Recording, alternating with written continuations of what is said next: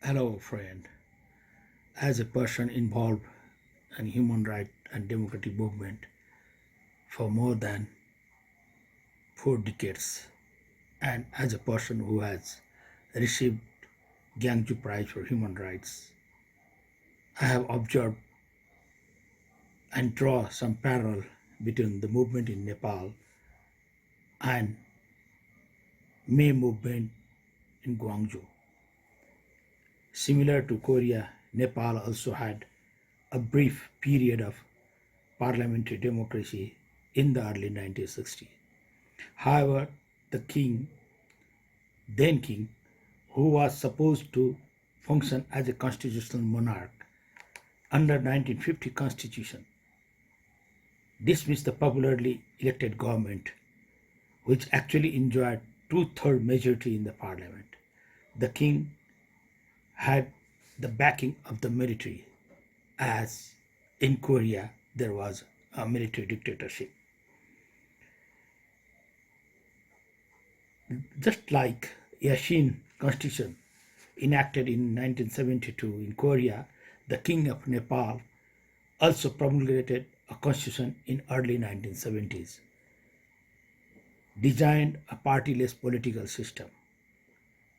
After banning the political parties and dismissed the parliament, it not only prohibited the political parties but also muzzled press freedom, freedom of organization, and speech, as all political activities were banned.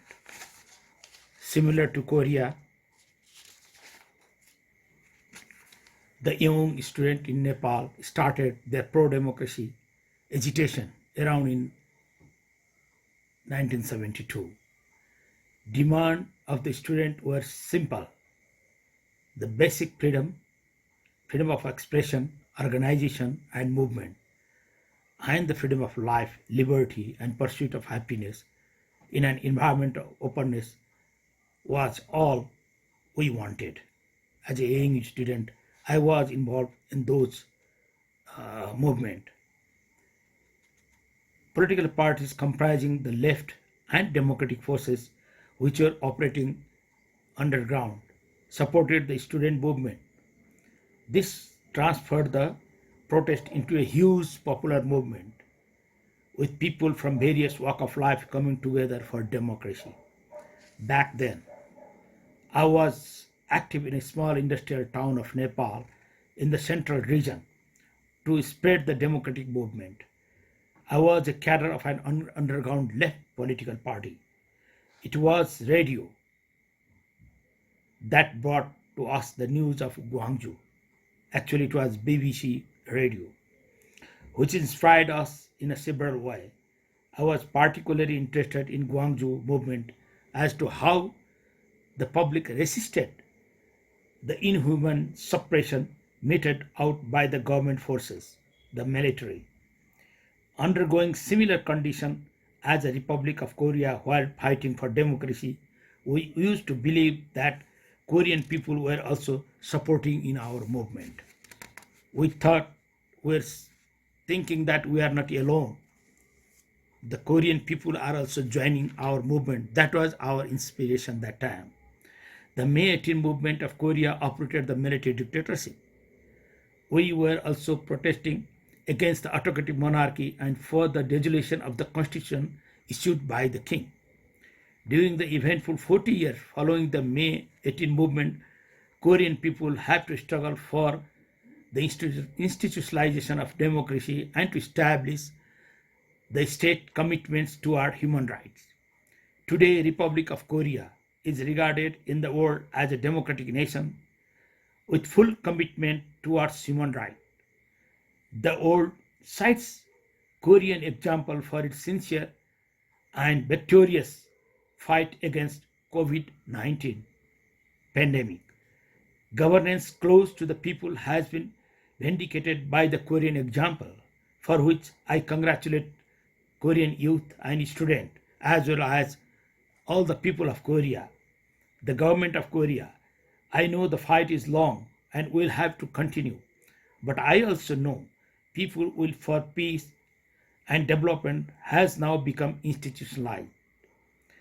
The May 18 movement of Korea has relegated military dictatorship to ruin of history and had effectively blocked its resurgence at any time. In Nepal too, monarchy has been abolished after 45 years of constant struggle and popular movement. The country has now entered into a federal, democratic and republican setup. The constitution enacted 5 years ago have assumed an inclusive character. While affirmative action has been ensured for the marginalized community, at least 33% reservation is guaranteed for women in all agencies of the state, including the bureaucracy. The Constitution of Nepal, promulgated by popularly elected Constituent Assembly, has embodied all the tenets of human rights that had been inserted as the principle of democracy in our country. Old, like in Korea, autocracy has been relegated to the dustbin of history in Nepal as well. In May 18 movement was in fact a movement. The May 18 movement was in fact the movement for democracy, human rights and peace. However, it has against the autocratic regime. It was a protest against militarism and dictatorship, under which we cannot even think of democracy, human rights and peace. In my perception, the Gwangju revolt was a people's rebellion. When the army attacked the masses with tanks and helicopters, people resisted with unity. They also used the weapons that they seized from security persons. Though some right wings criticize sites name this as an armed or violent movement, it was in fact a resistance organized by the people who refused to bow before brutality. Neither the people formed their own armies nor were they involved in planned attack. It was therefore a public resistance against the military dictatorship that stood against democracy and peace. In Nepal also, the people had to face not only such type of resistance, but also people's war launched by a political group. That armed insurgency that was said to have been waged against active monarchy was rejected by democratic forces. Nepal's democracy for a decade since 1966 had to face armed attack from two sides during this period, one from the state and the other from the armed insurgent. The force that aimed to establish monarchy by violence later joined mainstream of peaceful protest. Eventually, with the masses uprising of people, Nepal's autocratic monarchy was abolished. The May 18 movement of Korea has created its identity in the world. The movement has left a global implication that now people would one day stand up against a powerful military dictatorship and would defeat militarism. This movement stands an integral part of not only the path of Korean democratization, but also for the democratic movement of the world as a whole. The Korean democracy and human rights that are established by the popular movement are the living testaments to the world. The May 18 movement hold another dimension also, that of transition justice. During the fight against military dictatorship, resistance movement in Korea had to undergo painful movement. Several people lost their life, many suffered lifelong injuries, and many were forcibly disappeared. The matter to be prioritized during the transition after a political change are the reparation and justice for the victim suffering from those movements. Similarly, accountability of the persons involved in the violation of human rights cannot also be forgotten. The May 18 Memorial Foundation, which was born after the Gwangju movement, is in itself an organization created by the victims. Huge parks and museums have been built in the honor of remembrance of the victims.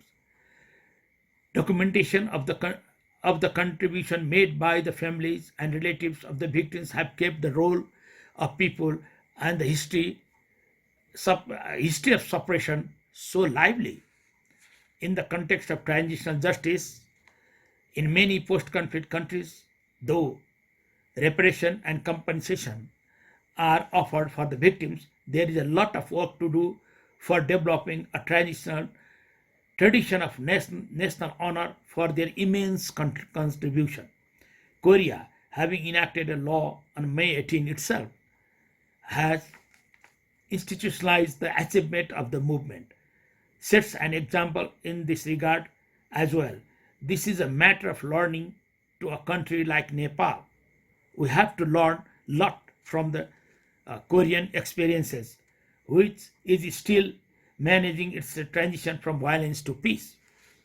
In order to advance the norms and values of May 18 movement, the May 18 Memorial Foundation need to take further initiatives. It should strive for the universalization of the canon of democracy and human rights which have been profoundly established by the movement. The foundation should not only project the movement as a source of inspiration for people fighting against militarism and dictatorship, but also has to offer lessons on how to democratize system may be institutionalized after the fall of authoritarianism. Achievement of the May 18 movement thus shape our shared destiny of democracy and civilization. That is what we learned from the May 18 movement. I thank you all for giving me the time to express my experience, my observation to the democratic movement in Gwangju. Thank you very much.